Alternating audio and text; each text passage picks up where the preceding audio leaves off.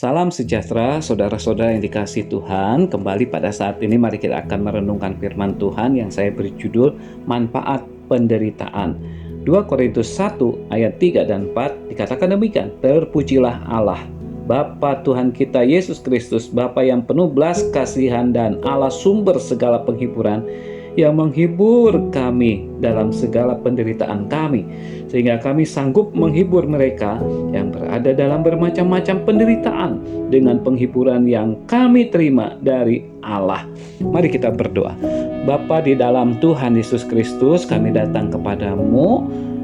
Kami siap untuk merenungkan firman-Mu. Oleh sebab itu berbicaralah kepada kami, karena kami mau juga melakukan apa yang menjadi perintah Tuhan. Di dalam nama-Mu Tuhan Yesus Kristus kami berdoa.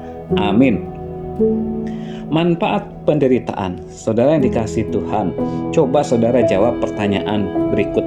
Apakah saudara bersedia menderita? Apakah saudara senang menderita? Jika saudara sudah pernah menderita, apakah saudara bersedia menderita sekali lagi? Saya berani mengatakan bahwa jawaban dari semua pertanyaan tadi adalah tidak. Ya, saudara dan saya tentu tidak senang dan tidak bersedia menderita lagi. Bagaimana dengan pertanyaan ini? Jikalau saudara tahu bahwa kehidupan yang saudara jalani ke depan sekali lagi akan penuh dengan penderitaan, apakah saudara bersedia untuk tetap hidup? Untuk pertanyaan yang satu ini, tentu jawabannya ya. Sebab jika saudara menjawab tidak, ini berarti saudara tengah menyongsong proses meregang nyawa.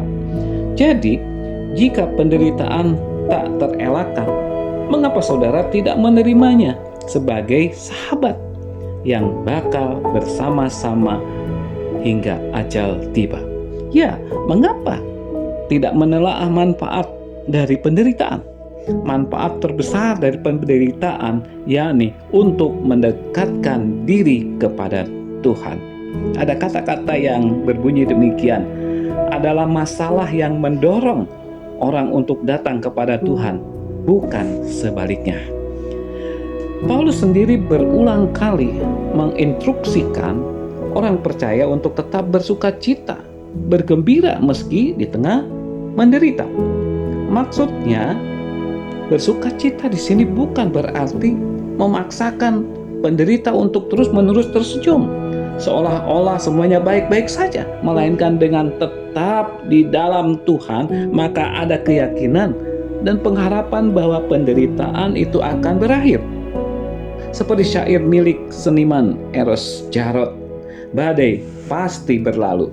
Demikian juga dengan penderitaan, dan jika saudara merasa ingin menangis atau meratap selama menderita, itu pun sah-sah saja, karena Yesus pun ketakutan setengah mati menjelang masa penderitaannya. Asal sukacita yang ada dalam diri saudara tetap kokoh, tak berubah. Dengan demikian, jelaslah sudah bahwa penderitaan yang dialami orang percaya diizinkan Allah untuk kebaikan, seperti yang diutarakan oleh seorang penulis Kawakang namanya Philip Yancey. Di manakah Allah ketika penderitaan itu begitu menyengat?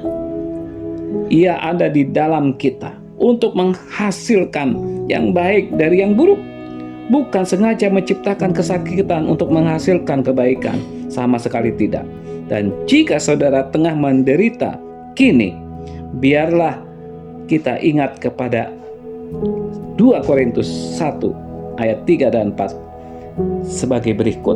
Terpujilah Allah, Bapa Tuhan kita Yesus Kristus, Bapa yang penuh belas kasihan dan Allah sumber segala penghiburan, yang menghibur kami dalam segala penderitaan kami, sehingga kami sanggup menghibur mereka yang berada dalam bermacam-macam penderitaan dengan penghiburan yang kami terima sendiri dari Allah.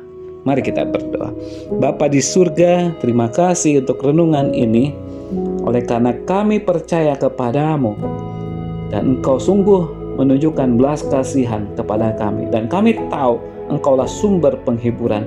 Oleh sebab itu, ketika kami mendapat penderitaan, bermacam-macam derita yang kami alami, kami percaya bahwa Engkau penghibur kami yang ada di dalam hidup kami, yang menolong kami, sehingga kami akan mendapatkan kelepasan dari semuanya itu. Biarlah kami akan melihat di balik manfaat ada anugerah yang Tuhan berikan kepada kami semuanya. Di dalam namamu Tuhan Yesus kami berdoa. Amin.